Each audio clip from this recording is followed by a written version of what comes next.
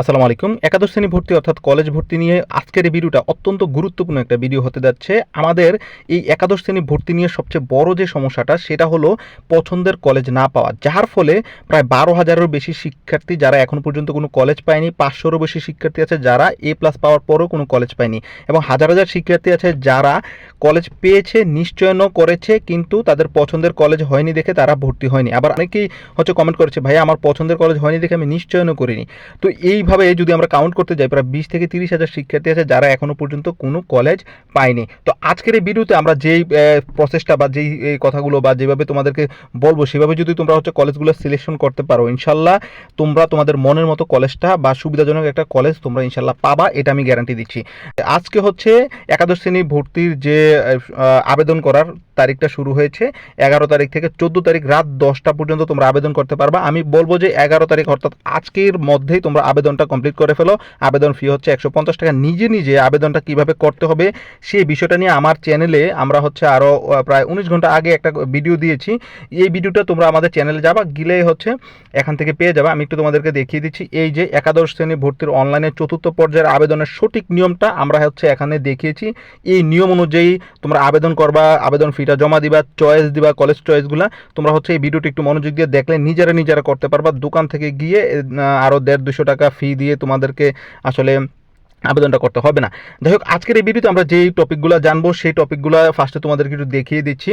একটা টপিক নিয়ে তোমাদেরকে সলিউশন দেওয়ার চেষ্টা করবো। তাই রিকোয়েস্ট করছি সম্পূর্ণ ভিডিওটা দেখবে এবং দুই একটা বন্ধুর কাছে শেয়ার করে দিবা যেন সকল শিক্ষার্থীরা এই বিষয়টা জানতে পারো এবং একটা মনের মতো কলেজ পায়। আচ্ছা, আজকের এই ভিডিওতে আমরা যে বিষয়টা জানবো সেটা হলো পছন্দের কলেজ কিভাবে পাবো, এই বিষয়টা নিশ্চয়ন বাতিল না হলে কি করণীয় বা কি করব। এখানে অনেক শিক্ষার্থীরা এখনও আমাকে মেসেজ দিচ্ছে যে আসলে ভাইয়া আমি নিশ্চয়ন করেছিলাম কিন্তু ভর্তি হইনি, তো এখনও দেখতেছি আমি আবেদনটা করতে পারতেছি না, আমার আমি এখন আসলে কি করব। ঠিক আছে, তাদের জন্য এই ভিডিওতে আমি কথা বলবো। তারপর কতগুলো কলেজ চয়েস দিব সেটা অবশ্যই তোমরা আমি যেভাবে বলবো সেভাবে দিবা।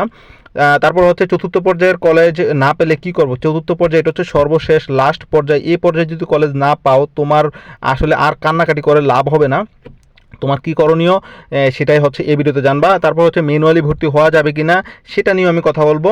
প্রথমে আমরা যে বিষয়টা জানবো সেটা হলো যে ম্যানুয়ালি ভর্তি হওয়া যাবে কিনা, এটা থেকে আমরা স্টার্ট করতেছি। ম্যানুয়ালি ভর্তি হওয়া যাবে না, এটা একদমই স্পষ্টভাবে তোমরা জেনে এরকম ম্যানুয়ালি কোনো ভর্তি হওয়া যাবে না। অনেকে মেসেজ করছে ভাইয়া কলেজ পাই না পাই সমস্যা নেই, আমি ম্যানুয়ালি কলেজে গিয়ে ভর্তি হয়ে যাবো। আসলে এইটা হবে অবৈধ ভর্তি। তোমার এই ভর্তিটা কলেজ কোথাও দেখাতে পারবে না, পরে তোমার রেজিস্ট্রেশন হবে না, তুমি কিন্তু বিপদে পড়ে যাবা পরীক্ষা দেওয়ার সময়। ঠিক আছে, তারপর চতুর্থ পর্যায়ে কলেজ না পেলে কি হবে। চতুর্থ পর্যায়ে কলেজ না পেলে তোমার এই বছরে আর ভর্তি হওয়া লাগবে না, আগামী বছর তোমাকে আবার আবেদন করতে হবে সেম এখন যেভাবে করতেছো। ঠিক আছে, সো চতুর্থ পর্যায়ে তোমাকে একটা কলেজ নিশ্চিত করতে হবে। আজকের এই ভিডিওটা দেখার পরে ইনশাল্লাহ সেটা তোমাদের নিশ্চিত হয়ে যাবে। আচ্ছা, কতগুলো কলেজ চয়েস দিতে হবে সেটা তোমাদেরকে বলে দিচ্ছি। 10টা কলেজ চয়েস দিবা, এর একটা কম কলেজ চয়েস দিবা না। 10টা কলেজ কিভাবে চয়েস দিতে হবে, অনেকেই কলেজ খুঁজে পায় না যে আসলে আমি কলেজ আসলে এত খোঁজাখুঁজি করতেছি, আসতেছে না কলেজ, আসলে মনের মতো আসতেছে না যে আমি না এটা থবো না ওইটা থবো না। তো অনেকে 5টা কলেজ দিয়ে দেয়, 6টা কলেজ দেয়, কিন্তু তোমাকে 10টা কলেজ সিলেকশন করতে হবে। কিভাবে করবা সেটাও তোমাদেরকে আমি এই ভিডিওতে তোমাদেরকে আমি বলে দিব। আচ্ছা, নিশ্চয়ন বাতিল না হলে কি করব। নিশ্চয়ন বাতিল না হলে তোমরা তোমাদের যে কলেজ আছে সেই কলেজে একটু যোগাযোগ করবা। কারণ অনেক শিক্ষার্থীরা আমাকে কমেন্ট করেছে যে ভাইয়া আমি নিশ্চয়ন করেছিলাম কিন্তু যেহেতু ভর্তি হয়নি এখনও দেখতেছি আমি আবেদন করতে পারতেছি না। সো তোমাকে ওই কলেজে একটু যোগাযোগ করতে হবে, ফোন করো বা যেটাই করো ওই কলেজে যাও, গিয়ে তুমি বলো যে আমি আপনার কলেজে নিশ্চয়ন করেছিলাম, ভর্তি হয়নি, এখন আমার নিশ্চয়নটা একটু বাতিল করে দেন। ঠিক আছে, তারা বাতিল করে দেবে। যদি তারা অপারগতা পোষণ করে সেক্ষেত্রে তুমি বোর্ডেই যাবা। বোর্ডে, কারণ আজকের মধ্যেই তোমরা এই কাজটা করবা, না হলে কিন্তু দেরি হয়ে যাবে। বোর্ডে গিয়ে তোমরা এই নিশ্চয়নটা বাতিল করবা। নিশ্চয়ন বাতিল না করলে কিন্তু আবেদন করতে পারবা না। ফার্স্ট নিশ্চয়ন বাতিল। আচ্ছা, আমাদের যে গুরুত্বপূর্ণ টপিক সেটা হলো পছন্দের কলেজ কিভাবে পাবো। পছন্দের কলেজ পাওয়ার জন্য বেশ কয়েকটা তোমাকে আমি পদ্ধতি বলবো। এর মধ্যে তুমি অবশ্যই তোমাকে 10টা কলেজ চয়েস দিতে হবে। এটা ফার্স্ট প্রায়োরিটি কিসের জন্য, যে কোনো একটা কলেজ তোমার পড়ে যাবে। ঠিক আছে, এটা এখন আসি পছন্দের ভিতরে যদি আমি পেতে চাই সেক্ষেত্রে তোমার ফার্স্টে আমি একটু দেখাই, এখানে কলেজ অ্যাডমিশনের যে ওয়েবসাইট আছে সেটাতে গিয়ে দেখাই। এখানে তোমাকে যেতে হবে ফার্স্টে যে কাজটা সেটা হলো তোমাকে এখানে কলেজ ওভারভিউতে যেতে হবে। কলেজ ওভারভিউতে যাওয়ার পরে তুমি তোমার কলেজগুলোকে ফার্স্টে তুমি দেখে নিবা। এখানে দেখার বিষয় কি কি, দেখার বিষয় তুমি যে কলেজটাতে হচ্ছে চয়েস দিতে চাচ্ছ সেটা তো অবশ্যই আগে খাতাতে নোট করে রাখবা যে আমি এই কলেজটাতে চয়েস দিতে চাচ্ছি।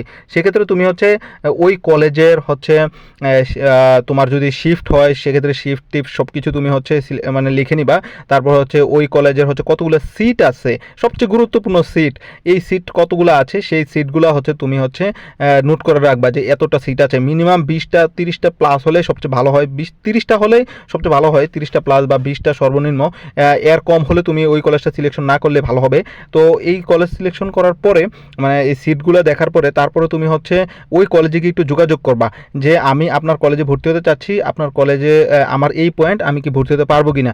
ওই কলেজে যদি তুমি হচ্ছে যোগাযোগ করো, তুমি ওই কলেজে গিয়ে যোগাযোগ করতে পারো শিক্ষকদের সাথে কথা বলে, অথবা তোমার যদি কোনো ফ্রেন্ড থাকে বা তোমার যদি কোনো বড় ভাই যদি থাকে ওই কলেজে ভর্তি হয়েছে তাদের সাথে একটু যোগাযোগ করবা যে এই রেজাল্টে কি আসলে ভর্তি হওয়া সম্ভব কিনা। ঠিক আছে, এটা খুবই গুরুত্বপূর্ণ।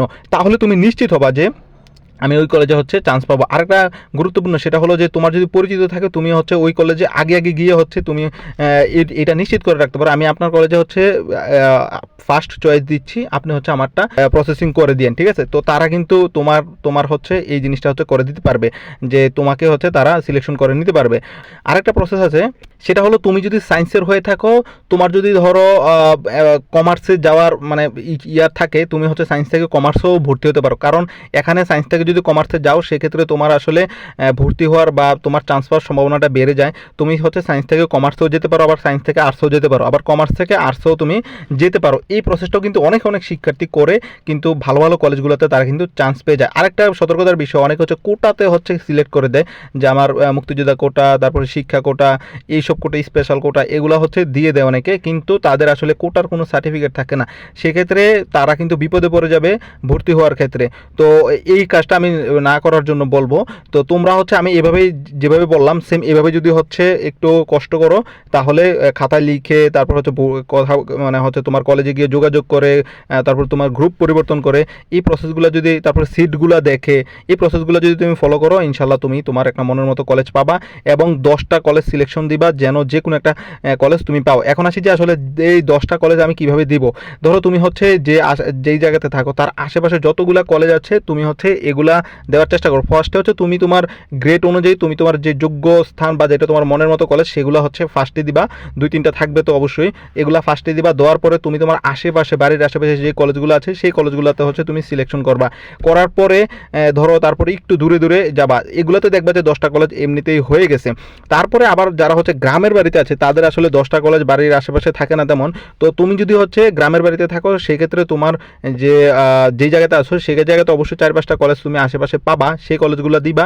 তারপরে তোমার যদি শহরে যাওয়ার ইন্টেনশন থাকে তাহলে তুমি শহরের দিকে যে কলেজটাতে যাওয়ার প্ল্যান করতেছো সেই কলেজটা দিবা এবং শহরের ওই কলেজের আশেপাশে যে কলেজগুলো আসে সেই কলেজগুলো তুমি হচ্ছে সিলেকশন দিবা। যদি না পারো সেক্ষেত্রে তুমি এখান থেকে গিয়ে হচ্ছে জাস্ট কলেজ ওভারভিউতে যাবা, এখান থেকে বোর্ড, জেলা, থানা যদি তুমি এখান থেকে বসিয়ে দাও, বসানোর পরে দেখবা যে তোমার কলেজের এখানে লিস্ট চলে আসছে। ঠিক আছে, ওই লিস্টে দেখবা যে এই কলেজটা তুমি সিলেকশন করবা না, করার আগে তুমি আসলে এই কলেজটা দেখবা, দেখার পরে ওইটা নিয়ে গুগলে সার্চ দিবা যে ওই কলেজটা কত দূরে অবস্থিত।